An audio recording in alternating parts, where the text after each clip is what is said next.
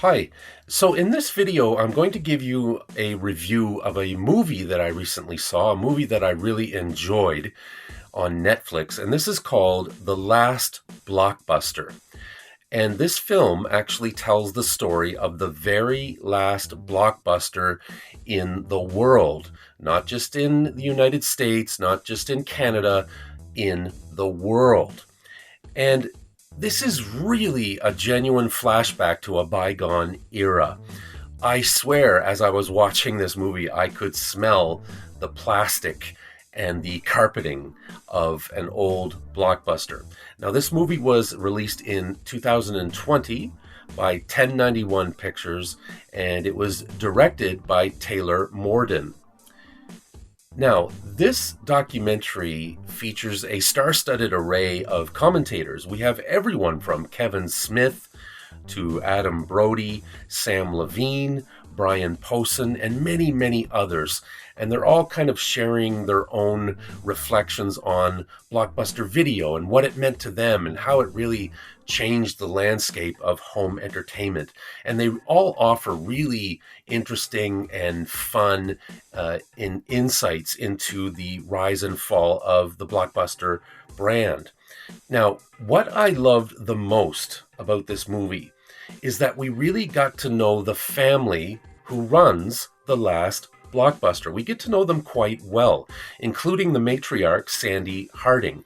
Now, in case you didn't know, The Last Blockbuster is located in Bend, Oregon, and apparently they get visitors from all over the globe, and that was another element of the film that I found fascinating.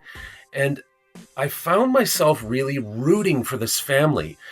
There's a point in the film where we're not quite sure if the people who run The Last Blockbuster are going to be given the rights to continue using that brand.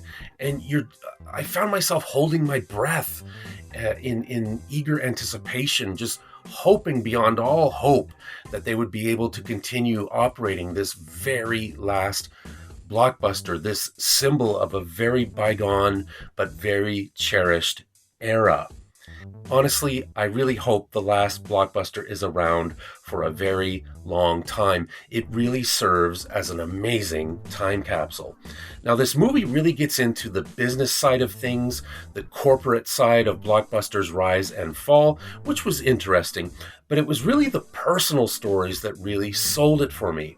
I loved all the anecdotes and the recollections, the people, all the stories of the people who had been touched by Blockbuster, and certainly I can relate to that. Blockbuster was a huge part of me in my late teens, sort of early 20s. I used to go to my local Blockbuster all the time, and I just enjoyed all the stories that everyone in the movie shared, the famous and the not so famous. And honestly, I used to live for my weekly trips to the video rental store. If you're like me, if you grew up in the 80s and the 90s and you remember very well how exciting it was to go to your local video rental place each week and pick up a film to watch with your family, you will totally love and appreciate this movie. The Last Blockbuster is a nod to an era that many of us remember well and still cherish. And again, if you're an 80s kid like me or even a 90s kid, you will definitely have a soft spot for The Last Blockbuster. Check it out. Thank you for watching. Hope you can join us again next time. Please, as always, subscribe to my channel. It won't cost you anything. There's no obligation on your behalf, but every time someone subscribes, it really helps my channel grow. Thank you very much. Leave a comment, give us a thumbs up. It's always appreciated.